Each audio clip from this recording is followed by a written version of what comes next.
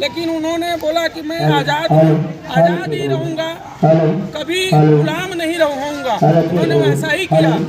इस तरह से विभिन्न प्रकार की लड़ाइयों में भाग लेते हुए चंद्रशेखर आज़ाद जी ने कई प्रकार, एक बार इनको अंग्रेजों ने पकड़ भी लिया, लेकिन जब अंग्रेज अधिकारी इनसे इनका परिचय पूछा कि आप तुम्हारा नाम क्या है, इन्होंने बोला मेरा नाम आज़ाद है।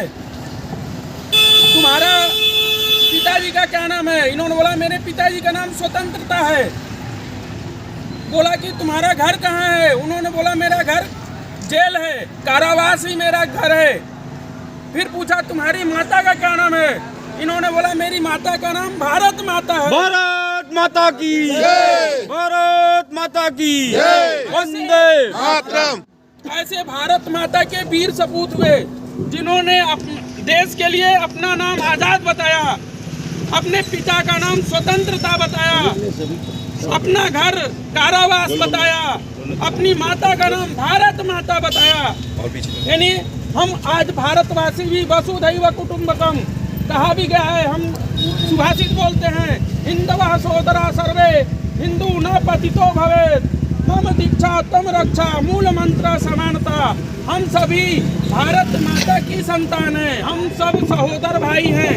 हम सभी जितने भी यहाँ जाति पाति पंथ में बटे हुए लोग हैं, भारत में हिमालय के उत्तर से और समुद्र के दक्षिण में जो भूभाग है, इस भूभाग पर निवास करने वाले जितने भी लोग हैं सब आपस में सहोदर भाई हैं। हम सभी भारत माता की संतानें हैं और भारत माता के ऊपर किसी भी प्रकार का अत्याचार अगर कोई करेगा तो हम भारत माता की संतानें आजाद की तरह से उसको बख्शेंगे नहीं। हम भारत माता की रक्षा के लिए, हम अपने भारत माता के संस्कृति और सभ्यता को बचाने के लिए हम युवा भी, इस कलयुग के युवा भी उस समय के युवाओं की तरह चाहे कुछ भी करना पड़े, बलिदान देना पड़े, हम भारत माता के लिए बलिदान देने के लिए भी तैयार हैं।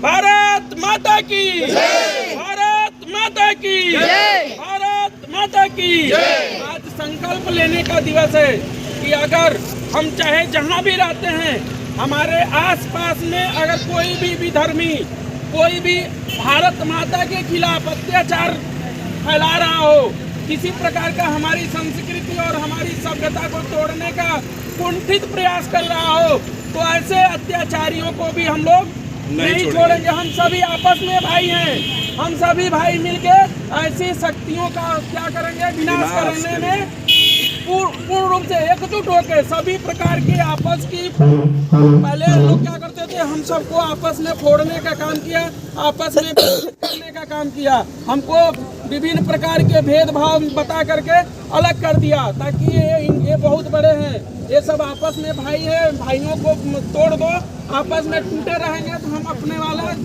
हम चार भाई हैं, हम चार भाइयों में एक भाई को कुछ और सिखाते हैं, दूसरे भाई को कुछ और बताते हैं, तीसरे को कुछ और बताते हैं, चौथे को कुछ और बताते हैं। इस तरह हम चार भाई आपस में बातचीत करना ही छोड़ देते हैं। वास्तविकता क्या है, अगर हमारे खिलाफ कोई कुछ बोल रहा है तो हम सभी भाई हैं, उससे जाके पूछना चाहिए कि भैया ये बताओ कि उसने आपके बारे में ऐसा बोला, क्या वास्तव में सही है या